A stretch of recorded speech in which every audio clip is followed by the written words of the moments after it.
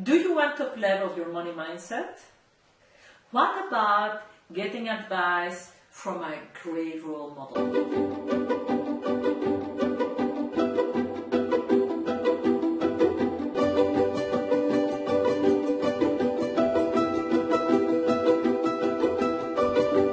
Today I'm going to share with you a conversation I had with a power woman. She is so inspiring.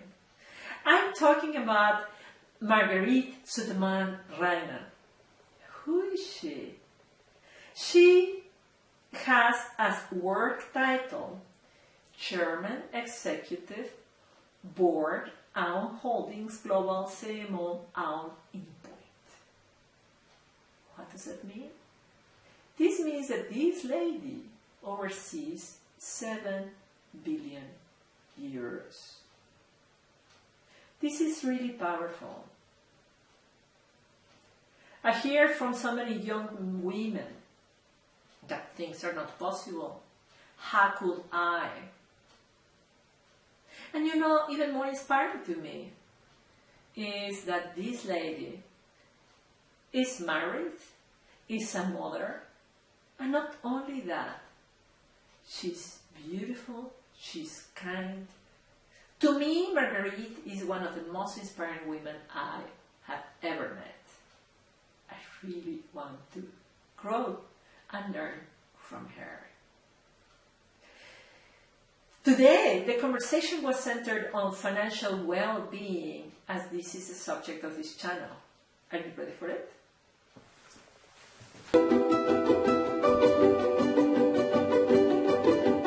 Thank you so much, Marguerite, for receiving me and all my audience. I'm really excited.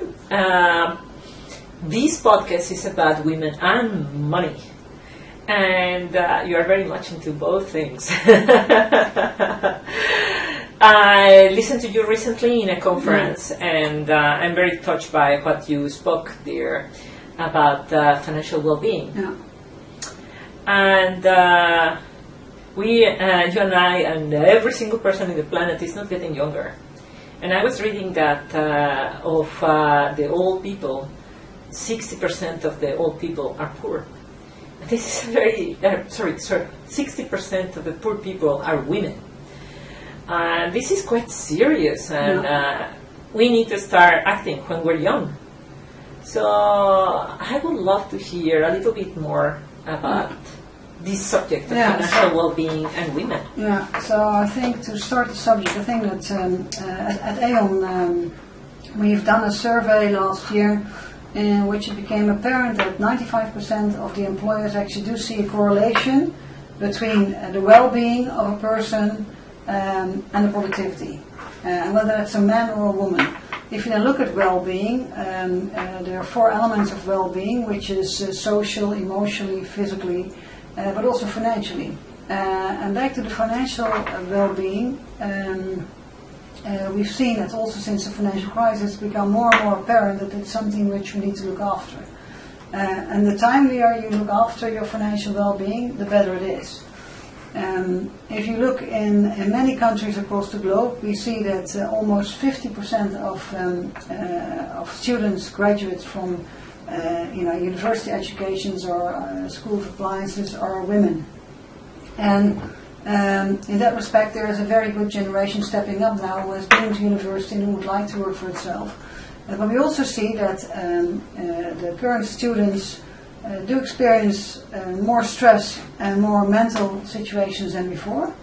And also we see that at some end that some of the females, especially in the Netherlands, which is still a rather conservative world, actually leave the workforce again, either to work or they work part-time. So they either leave or they go and work part-time. And all of this actually has brought a situation where we see it when people retire, there are some issues. The first issue is, as you already mentioned, everybody is getting a lot older. And that implies you need to save a lot more money in order to make sure you have your retirement or your old day well taken care of. Second is that a lot of women have only worked part-time or not at all for a certain period, and they haven't saved enough money to actually pay for their retirement. Thirdly, we see that, and this is depending on the country you live, but especially in the US is an issue, that women might need more medical care from time to time than men, because of the issues women have compared to men. And those costs also, if you are well insured, then okay, insurance might take care of it, but sometimes insurance doesn't provide for everything you need. And so these issues, and then fourth, and I already mentioned student, 50% of college graduates and university graduates are now women, and they also have a huge student debt. So all those elements actually play a role in the financial independence of women. And so back to your question, I think it's extremely important to start planning your financial well-being, your financial situation as young as possible, and to make that then carefully mitigated risk of in your life. You know, I'm thinking of two examples of reason of the gender gap. When I was a manager in the corporate world, I had to hire 3 people for the very same role. Yeah. And we had already candidates, perfect candidates, 2 men, 1 woman. And I made the offer, the very same amount of money. Yeah. The boys came back to me and asked for a salary increase. I had to improve my offer. And the lady didn't say anything. Yeah. And, even my son and my daughter, they are 6 and 8. And for the simplest things in life, like a cookie, he negotiates. Yeah. And she doesn't. Yeah. And I find that really interesting. And I see that you're a woman of power. You have negotiated all your life, and you have seen women negotiating so I and not. want to correct that. So I want to correct that all my life. So I think that also myself, to be quite honest, I've learned it the hard way. And the reason why I'm talking to you is actually to avoid that any other women are actually having to learn it the hard way. I think it's important to be aware. So what you see is that there are definitely differences between boys and girls from a DNA perspective when they're young. I think what we see is that, however, that when we talk about a doctor, we extremely quickly assume it's a man, and when we talk about a nurse, we extremely quickly assume it's a woman. The generations growing up now, I hope that there will be a better level playing field for them to realize that either you can be a doctor when you're a woman, and either you can be a nurse when you're a man.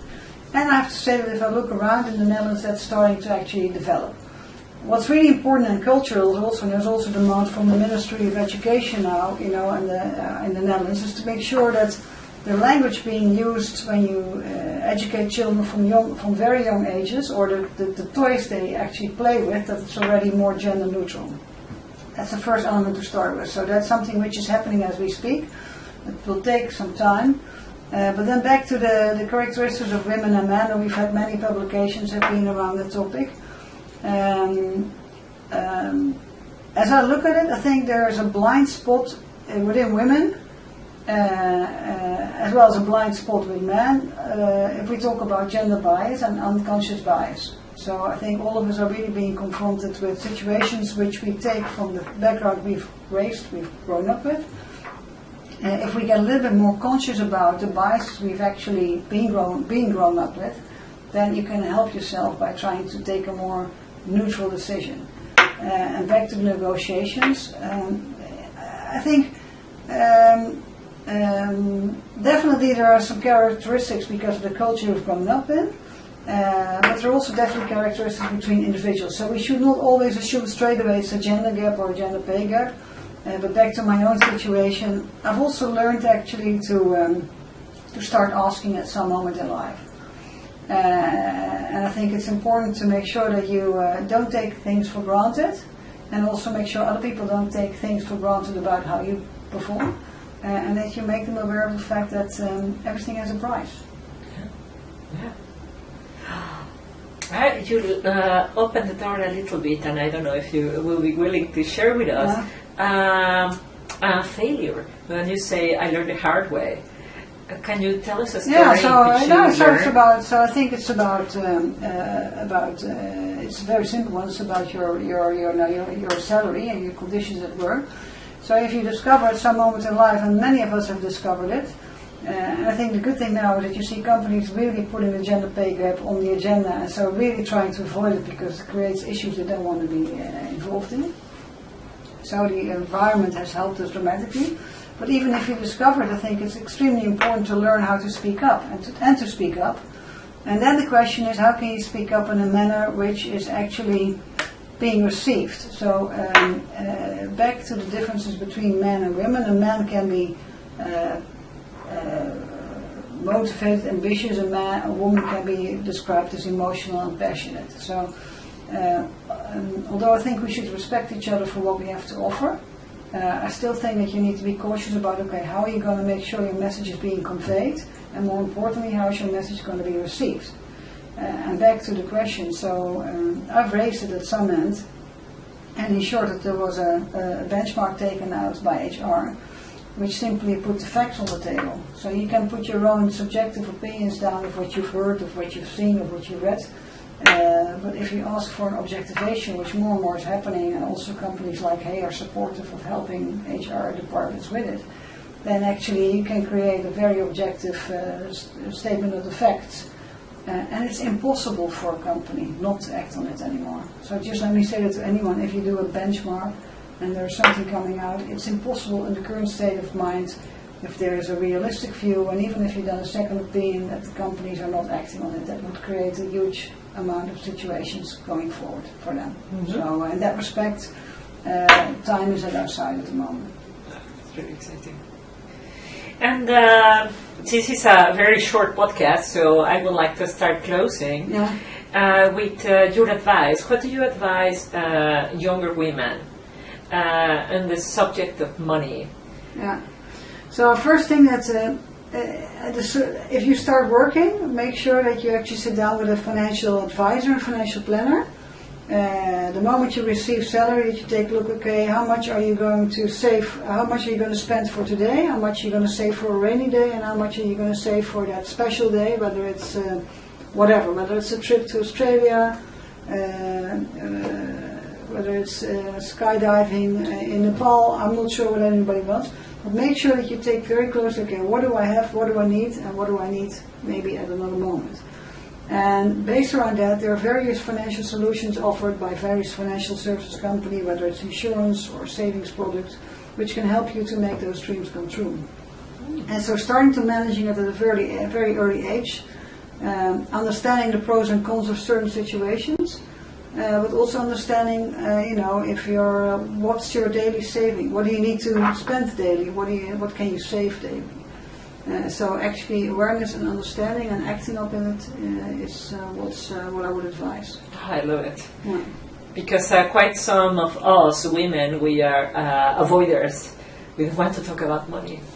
So I think that also I've raised my voice around this also around, you see in the Netherlands that at the moment there's a generation of lots of women who have not worked full-time their whole careers. They've only worked part-time. They might have even some debt. They are, some of them are returning to the workforce. Fantastic. I really very much encourage them to do so. But at the age of retirement, they actually experience a gap in their retirement payments, and quite a dramatically one. I think anyone will see that when you retire, that the retirement pensions, and we also have the zero interest rate at the moment, which is a very big thing in the pension sector at the moment. But if you retire, you'll notice that your gross amount which you receive then is not the same gross amount you receive when you used to work. So for any person of us, having worked all our lives or having not worked, people having worked less are therefore, and lots of women in the Netherlands are therefore more depending on their men. And this is where I see that there's still some cultural hesitation. If you have lots of women who are dependent financially on men, what will really change in the culture and behaviors following that? Because daughters and sons will still see moms being depending on their dad. And of course, I love to depend on my husband, so he can buy me whatever he wants. But I think it's also really good to make each and every individual from a very young age aware. So this has nothing to do with men or women or boys or girls. For each and every individual, I think it's important to realize, make sure you can earn your own money, whatever way, whether as entrepreneur, as employee, but make sure you're able to own your money, be aware of how you can spend it or not to spend it. And also be aware of the situation. The situation which is there today might not be there tomorrow. And back to the current pension funds situation, we see that the coverage of the pension funds is, some of them are below 90%. That's an issue, then they might be shortening. And of course that's a big threat to what you thought might be there if it's not going to be there. So also be aware of very bad days, which we don't want to happen, but make sure that you are able to overcome them as well. Particularly with the fact that we will live longer, women. Yeah. So the average age, I think that's quite nice. So in some ends, we also statistically really outdate the men. So women on average are living 2 years longer than men. So that's something which is also, and I really refer to, you need to really take into consideration. And if you take a look, if you're being born today, the life expectancy of a girl is 88 years and a boy 86. But we've seen already that given good health, given our situation with our hospitals, we have a lot of good health provisions in the Netherlands, etc., and in the Western European and the Western world, that the chance we are ending up as 100 years or over 100 years is a lot larger. Yeah, much higher. Yeah, absolutely. Yeah.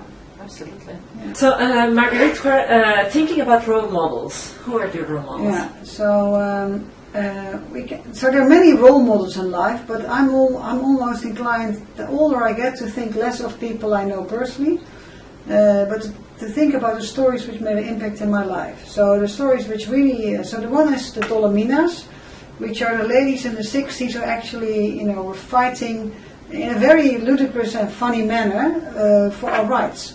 And the right to have abortion is one of the things which actually evolved from that, which I think is, and you can be for or against, but they really made a difference, and they did it in a funny way.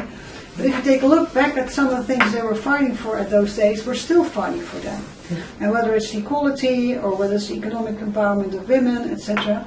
But then if you take a little bit, if I go further back in history, the stories which really, actually, I still have to say when I tell them it inspires me, were the Amazons and the Sirens. So the Amazons are, and the people who studied Greek and Latin or mythology, they will know what I'm talking about. So the Amazons was the population of women, and they were in charge. So it was a matriarchal society. I think that many men will go now really get very upset. Oh my God, the matriarchal society, how would it be? No, it was a very good society, and the men were doing everything. The ladies were doing everything the men were doing as well. Then the second story I want to tell is about the Sirens. So the Sirens are those ladies who were singing at an island. And when Odysseus was bypassing his boat, he had to put wax in the ears of his sailors, because if they would hear those ladies singing, they would be attracted to go there. And the story is that if you would be attracted to go there with your boat, the boat would be ruined because of the big waves near the island, and all the people would die. So why do I like those two stories? One, it means that women can be definitely independent. So back to financial independence, also financial independence. Second, we have more power over men than we sometimes realize, back to the Sirens. And so I think it's also about, those two stories for me actually visualize and also mean that believe in the power of what you can do instead of the power of what you cannot do. And believe in the power of what you can get established and instead of, oh, I don't know. And the two stories actually also talk about the fact that the certainty we have as women, which often we translate as uncertainty, but the certainty we have to relate on our own strengths, and let those strengths dominate our behaviors instead of the weaknesses. Is that something that is juicy? Yeah. This is so juicy. Yeah. And I think quite often the conversation around women revolves around our weaknesses, and we forget about these. Yeah, so I think that we have, we are very much relationship driven. So I think this is also something which is often being seen as a weakness by some of the men. Now, relationship driven is you can take a look whether you're relation driven or whether you're purpose driven. I think that I've learned to be a good combination of both. So some people are totally focused on the goal and not focused on the environment. I think that I've learned to do both. You need to have a good mix of both. But back to relation driven. I think that the uncertainty which some women sometimes experience, I tell them to leave it behind and to write it on a piece of paper and to put that paper, make it like, how do you call that? When you put it in, and then throw it in the bin. And I'm not saying you will always leave your uncertainty behind, but I just want to make sure it's a statement that you're aware of the fact that each and every individual has uncertainties. Mm-hmm. And what you need to do is to learn to manage them and to overcome them when needed. And if you feel you need help, then talk to someone and let them guide you also to the process of it. Mm-hmm. And I think that back to many young women and the stress factors lots of young people, generally men and women, perceive, they want to be part of everything. So I want to say to all those young girls and ladies, you all want to be part of everything. I also want to be part of everything, but it's simply impossible. So you need to make choices, and those choices, make sure that if you make a choice, also realize that there's also a choice you don't make.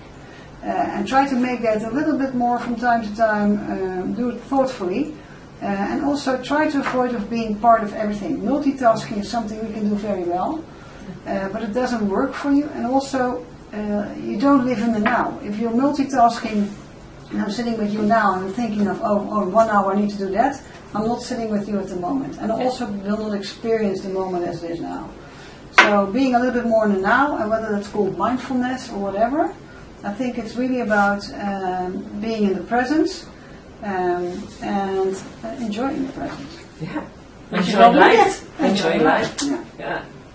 And going and those stories, and I've traveled a great deal. My husband is a pilot. I've traveled more than he did, been more in the plane than he did at the time. But the stories about, there's an opportunity to go to New York now for a cheap ticket and then I'm back Monday morning, definitely can be fun. I'm not saying it's not fun, definitely, but realize, that there's a jet lag, that you're tired. How are you managing? So think a little bit more holistically about the things you can do and the impact it has to you and others in your life. And so it's a little bit more thoughtful living. So I'm not talking about thoughtful leadership, which we talk about thought leadership in business. Mm-hmm. I think also I would like to invite everybody to thoughtful living. And so and enjoyable living as well. Yeah, absolutely. It's like extending this risk assessment to every single thing that you do. There is uncertainty. How are you going to do the best within the uncertainty without the fear of it? Yeah, but so I like to. So when I went to university and you studied also in Rotterdam, I came from the south and I wasn't aware of many things people are now aware of. So actually not knowing things was actually quite helpful, because I let things happen and I enjoyed the moment. And so what you see nowadays, a lot of people who come from high schools to universities already know how things are apparently working out. So I think that I would like to call for this generation to come. Let yourself be a little bit more often surprised. And then also enjoy the moment of being surprised and take a look what joy it can bring. And trying to, I'm a person who likes to control everything and manage everything. But the moments in life which I couldn't manage or which I couldn't control have been giving me the most joyful moments.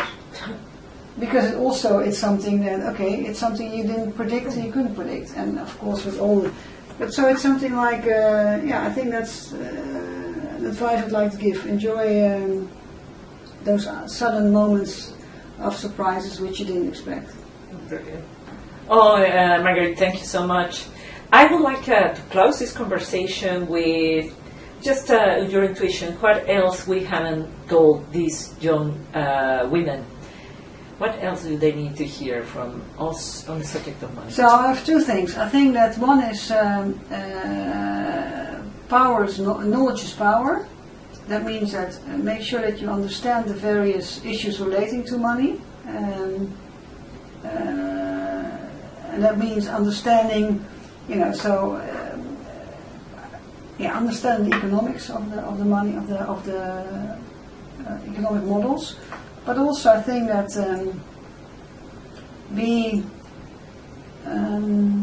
at the moment I see a lot of young girls going into studies where I'm really personally questioning, is there a job for that study?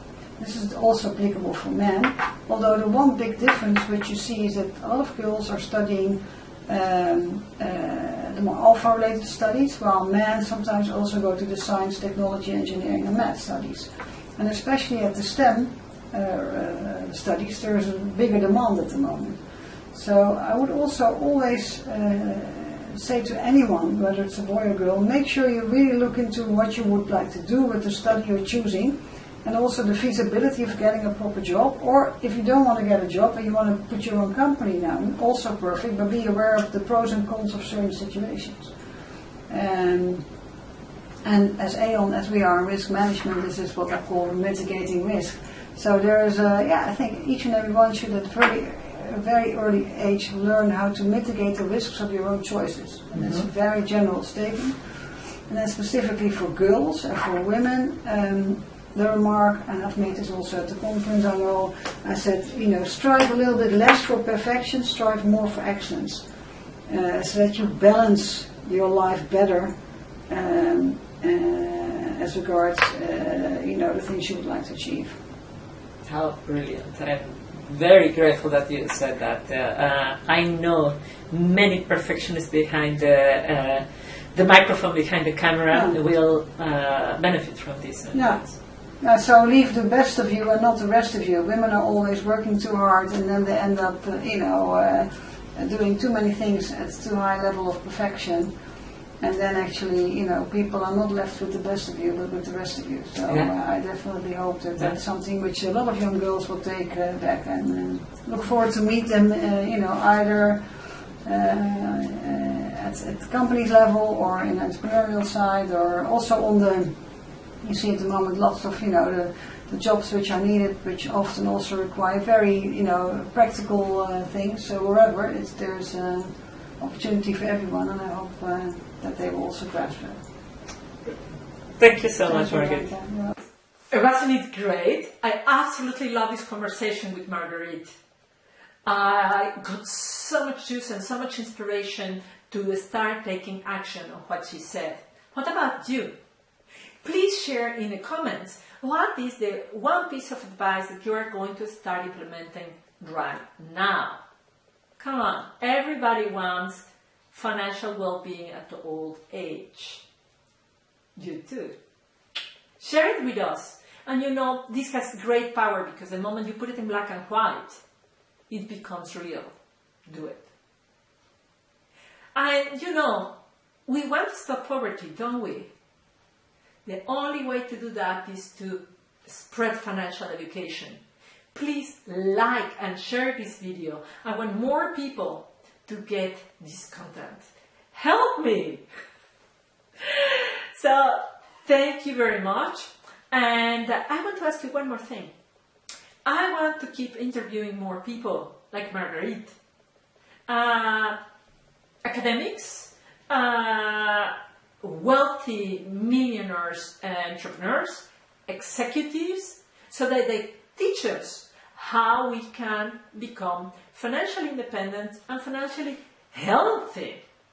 Give me some ideas. Who should I contact?